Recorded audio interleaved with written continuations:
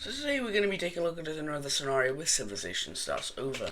In the last episode, the map changed a lot because it was World War II, obviously. And that's kind of, shaking everything up around the world. The world is quite different, and at this point I don't even know if I could do power rankings because there's literally no number one spot. Like, no country can qualify for number one. It's like extremely weird at the minute. I don't know how to explain it. If there was going to be a strongest country, I'd say maybe Albania could qualify for that. Possibly even Sweden. The Dark Red Union probably wouldn't, considering the fact that they were just formed in the last episode. So they're still kind of getting their stuff together, and they were also formed in the middle of the war, so they're still like sorting out the legal system and the economy. It's a bit of shambles over here at the minute, and the world is shambles. The world is in shambles at the minute. So I don't even know. Anyway, let's first start in Korea, where we finally see the return of Daily Korea Update. It's been a long time since this has happened, but it's finally happening again now, and we see the return of Daily Korea Update. The first thing that happens here is actually just the blue team straight up invading into the grey team, and they fully take them over in like a few weeks, and they'll be fully annexed, and that is pretty much all we have in store. Actually, no, there is one more thing we have in store for Korea today, and that's over here. Because of all the chaos going on at the minute, we see a defensive pact being formed between Shandong and this pink country here. They do this because they are, or not, but the pink country is very scared of getting attacked, and I cannot get this perfectly. Hold on. The pink country is scared of getting attacked since they are quite weak, so they're going to decide to sign an offensive pact, or not an offensive pact, but a defensive pact with each other. And so if any country wants to attack the pink team, then Shandong's going to get involved. And you don't want that, because Shandong's probably a top 15 power in the world at the minute. Anyway, something else to talk about, we have the Great Depression officially hitting now. With the collapse of pretty much every single top 10 country except for a few, that's going to take a big hit to the economy. And some countries such as Sweden, Albania and some others are trying to take hold of the stock market, but it just completely crashes.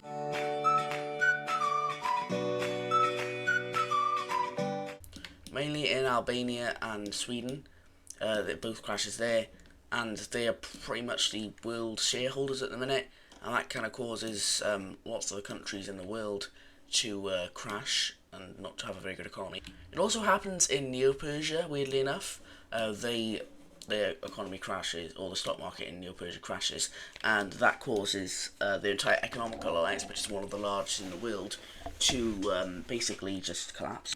And also over here, the CEU stock market kind of goes a bit downhill as well, but it's not quite as bad as what's going on over here. And another thing to talk about with alliances, the Circle Alliance and the Triangle Alliance are completely gone. The Circle Alliance kind of just fell apart with Russia dying, because Russia was pretty much the leader of that alliance. And I mean, Sweden is pretty much the strongest country in the world at this point, and what is Russia really gonna do for them anymore? Oh, how far they've fallen from their prime. This is a very sad reality for Russia. They've gone through a lot, so let's just leave them alone probably. Anyway, down here in this pink country, they were not set up well by the European powers. So I've done the ideology layer actually. Oh, there's a few countries missing. But the world now, I believe, is basically complete with ideologies. Lots of Africa has just been turned into flawed democracies, and them being flawed democracies means they can pretty much choose what they want to do now. And this country here, it was from the Germans, who were very ruthless before World War II, and this democracy thing, it's not really working for them. There was actually a lot of German people who decided to live here, and they kind of rule the country at the minute, but they're not very good at ruling in democracy. And what's going to happen is a rebellion of the indigenous people is actually going to start up. So in the mainland, we're going to see this happen. The capital is on this island here, which I believe is owned by Equatorial Guinea, but all these things are going to start up. What's basically going to happen is this entire Malabo, I think, country, or Nigeria, I guess-ish, is going to basically just fully collapse. The capital, or not the capital, but the nearest city to the capital will be captured, or the most populated one as well, and all this area is going to fall over, as well as this as well, and now these guys are just left on this island down here. They're not bothered to really go after them, because what's the point? It's a tiny island, it's not really going to do much, so they let the old government live for now. So this is what we see happening here now. This country will remain a full democracy, but these guys, they're going to go right back to being a dictatorship. And this is not very liked by the world, because African countries are starting to switch. Countries like Djibouti, which already existed, they have a monarchy, because their monarchy, they actually fled to France. Oh no, they fled to the Dutch, I think. I don't remember. I didn't say anything, but I did write down that they fled to one of the French or Dutch countries, and they came back during World War II. It was after World War II, like it was like a big return to your home country, you know, like that. And not a similar thing, but something a little bit different is going to be happening over here in Asia, as we can see in Neo-Persia. If I'm just going to quickly draw some spheres of influence, actually. So this is the sphere of influence of Neo-Persia, who at this point could be the strongest country in the world, I actually think. But they have influence over all countries in the economic alliance, obviously. They also have some sections of India, like for some reason this northern section is heavily influenced by them. Same thing with this country here, and the western portion of Bangladesh is. Also have the western portion of Xinjiang for some reason. I don't know why, and that's not canon actually, because they are part of the CEU, which that is a whole big sphere of influence itself. So, yeah, but maybe people here just like these guys, I don't know. But like ideology-wise, they influence this entire area. So if you wonder about spheres of influence in Asia, this is what they look like. And I really hate all of these countries. Like they all just look the exact same. Like these two are literally the same country. What we actually see Neo-Persia do is they're going to kind of invade, not really invade these guys, but they're going to stage some assassinations to the leaders. These guys are military dictatorships and a regular dictatorship, so they won't be too hard to flip to fascism usually anyway. But in this scenario, yeah, it's a bit different. So what's going to happen is the Neo-Persians are going to enter these guys, and they're going to basically kill the leaders and put new ones in that respect their ideology, and they're going to unionize these two actually to create one state. So what's actually going to happen here is quite interesting. We see these guys are going to choose a capital in a minute, but I'm going to move the city because it's right on the border. Yeah, it's totally a normal thing to do, just moving a major city a few miles away from the border. That's definitely accurate. But Neo-Persia is going to basically be ceded this land over as a kind of thank you, I guess. I don't know why they'd be thanking them, but it's a different government who really likes Neo-Persia, so yeah. And they'll have their capital in the old capital of the, I think it was an orange color, I can't remember what colour it was, but this country here, because it's the most populated one. In the terrain there, it's actually kind of cooked. It's in the middle of the Himalayan mountains. So I'm not sure how good that is. But you've got to remember, these capitals aren't the actual size of the capitals. The capitals are like not even that big. They're tiny. Well, not tiny, but they're a lot smaller. Like probably the size of real cities in real life. So it's probably in a valley somewhere in between those mountains. So just letting you know. Also, take a look at the terrain there. Neo-Persia's capital is in a fortress. It's in the middle of Afghanistan, and it's in this like valley area here. So it looks like a face actually. Like you've got two eyes here, and then you've got a mouth. Like that is literally a face. But yeah, their capital is basically a fortress. Anyway, coming back to the economy, it is really also having an effect on ideologies of the world. A lot of countries are flipping to different ideologies because of the fact that the economy is so bad right now. Oh, I actually forgot to say, I do think these guys would leave the alliance soon, but because they have other interests than these guys who are like pretty much democratic. But yeah, but coming over to Brazil actually, they're going to be flipping to a dictatorship because this region, it wasn't managed that well by the Germans. If you remember when they came down, they actually just killed the entire indigenous population down here. So yeah. But what they also did was make these people down here like they're quite radical. They switched to a dictatorship straight away, and I'd say by this point it's probably been about maybe a year and a half since World War II ended. So countries have had a little bit of time to rebuild, but not properly. And the thing is, right, you know, this is South America, and nothing really happens usually in South America. And I don't mean that badly, like South America's nice. But what's going to happen is this Brazilian country is going to invade the pink country very quickly after it's formed. And these guys were one of the countries that are suffering most from the economy. They're in the middle of the Amazon rainforest, and that's not a very good thing. Also, I think this is one of the only river borders on the map. Like, I actually followed the provinces for this river. Cool fact, but yeah. But they haven't even had time to build up. The economy was affecting them a lot, and they're really just really cooked if like a country like Brazil invades them. So they're basically just going to capitulate once the city gets captured over to Brazil, and in the treaty they get just annexed into the country because there's literally like nothing else. And the German colony is almost fully united again. They just really need this here, which they might invade soon. But Brazil has come out to be a decently strong country in South America. Now, sticking kind of to the Great Depression, the Dark Red Union is going to create an alliance, not an alliance, but an economical alliance to kind of alleviate some countries from the stress that comes from the Great Depression. So it's going to be the Square Alliance, but they may have a bit more of a different objective for this alliance. They hope in the future, once this whole thing blows over, they can turn this into a military alliance. So the first country they add is going to be Italy. They decide to join this alliance because they are suffering quite a bit from the Great Depression, and they quite like the Dark Red Union, so they're going to decide to join it. We'll also see the Irish country join in, and this isn't like they just really need help with their economy. It's not very good, and the Dark Red Union can do that. And we also see the Tunisia country join this alliance.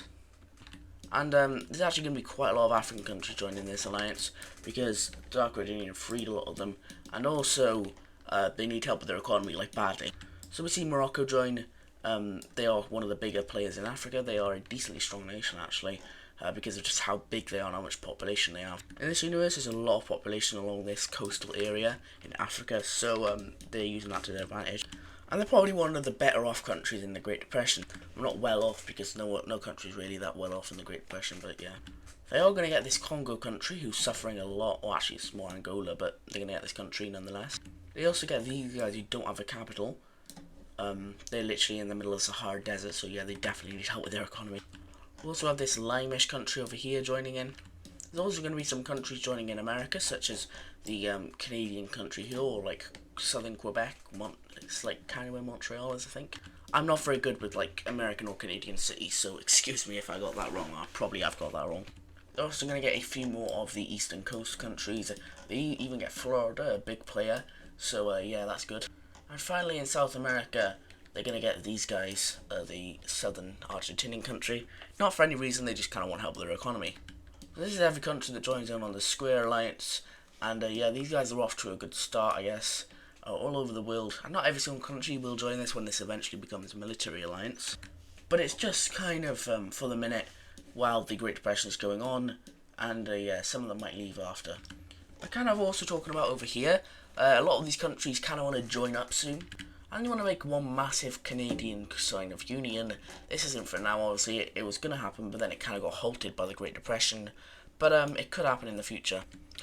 So yeah, that's definitely a future plan for some of these countries.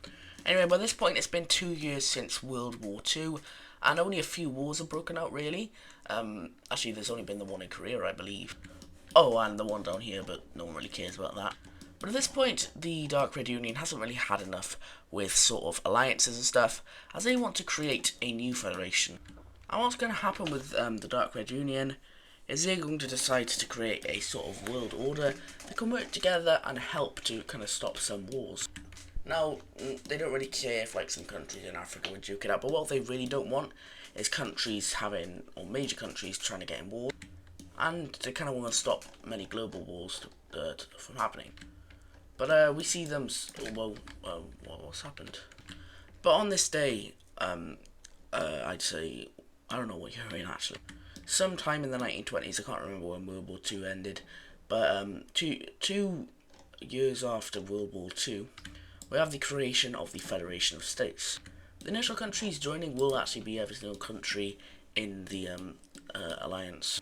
We see these countries join up with the Federation actually. And what this is trying to do, I already said, is stop world wars, but it's also going to help with the economy, and any country in it will get help with rebuilding after World War II. We see Albania decide to join this because they did lose quite a lot of people in World War II, and they kind of want a little bit of help with gaining that, even though they are a top power in the world now. We also have countries like Japan and Portugal joining this because their new governments want to. We even have the remnants of Germany joining. Also, why was the treaty so harsh in Germany? Well, the Dark Red Union they really want to screw Germany over because of all the torment that their people have been put through over the past 1,000 years, so they really want to punish the Germans for that. Also have the kind of puppet state of Yorkshire joining in. And Sweden will reluctantly join, even though they don't really like the Dark Red Union. This will also encourage Russia to join as well. But Sweden is just joining this because they think it's a good message to stop all the wars. So, yeah. Also, other countries like Australia, pretty much every country in Australia is going to join. There was a lot of war down in Australia, kind of. So, I mean, not really war, but there was a lot of kind of revolutions in Australia, so they're kind of a little bit war torn. These islands, though, they could care less. We also have a few American countries joining, but not all of them. Only the few that saw the most fighting during the war. So I don't even know if these guys were in the war, if I'm honest. So yeah, these guys are going to join, and yeah, that's pretty much it for the FS at the minute. And also Shandong's going to join, not the rest of the CEU at the minute, but they kind of want to join in the future. But any country that isn't in the FS is going to be marked with the black capital now. I can just turn this layer on and off if I want, so it's not permanent forever, but yeah. For this at the minute, it's the FS, and so pretty much that's it. Yeah, I don't really have anything else to say. Some countries are thinking about joining, such as the Red Team or Arabia, whatever you want to call them. They do think about joining it. The Neo-Persians strongly disagree. Of course they do. A lot of the CEU does want to join. Also, a lot of North America and Europe may want to join in the future because of all the war that happened. So yeah. Anyway, down in this part of Europe over here, we see the dissolvement of the Parallelogram Alliance. It only lasted a few episodes, and it was only there for the Triangle Alliance to kind of threaten them, and that's dead now. And we see Sicily leave after a disagreement with Albania, and we end up seeing the Turkish country leave because they don't really see a point, and also there's some struggles in them. We'll look at that in the next episode. But Albania doesn't really want to be in an alliance by themselves, so they'll just decide to dissolve it. And this is the alliance layer. There is actually no normal alliances in the world at the minute. They've all gone. There's not a single regular alliance left at the minute. I've said that. I'm not really good. It's 1 o'clock. I'm usually asleep by this point. But yeah, no regular alliances left. They've all been destroyed. So that's gonna do it for today's video. I know there weren't really any wars happening. Only a few, but that's because the world is still rebuilding, and hey, you just had World War II, so you can't really be complaining that much. But other than that, I hope you guys enjoyed today's video. I'll see you in the next one. Bye bye.